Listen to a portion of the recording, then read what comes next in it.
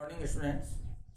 Previously, you have taught about endosperm formation and embryogenesis. Today, after maturation of the ovule develops into seed. So, seed is a typical seed consists of seed coat, cotyledons, and and embryonic axis.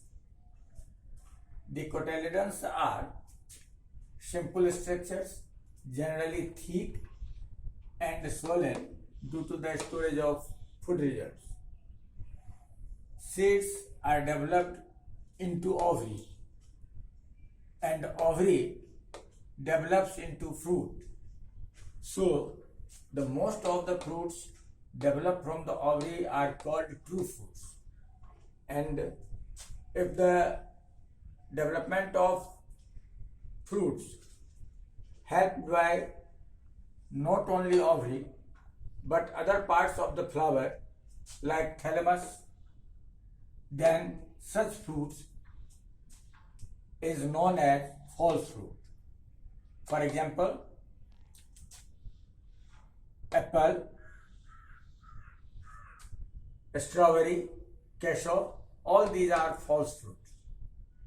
But in some species, fruits develop without fertilization. So, such type of fruits are called parthenocarpic fruits. For example, banana. In parthenocarpic fruits, there is no fertilization. So, ovules doesn't develop into seed. Such fruits are seedless and can be induced also by the application of growth hormones.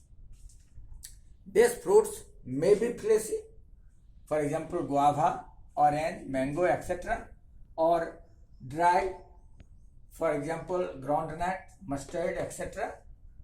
The wall of ovary develops into pericarp. Pericarp means wall of the fruits, and the entanglement of ovules form tough protective seed coat with a small pore at the microphylar end for the entry of oxygen and water during germination. And many fruits have mechanism for dispersal of seeds, so seeds become dispersed from one place to the another place. The mature dry seeds become relatively dry, about 10 to 15% moisture by mass, and the general metabolic activities of the embryo slows down to enter a state of inactivity, and such inactivity state of the seed is known as dormancy period. This dormancy period may vary from few times to the years, up to thousands years also. So, now the importance of seed. Seed is the better adaptive strategy for dispersal to new habitats. This seed formation is independent of water for fertilization.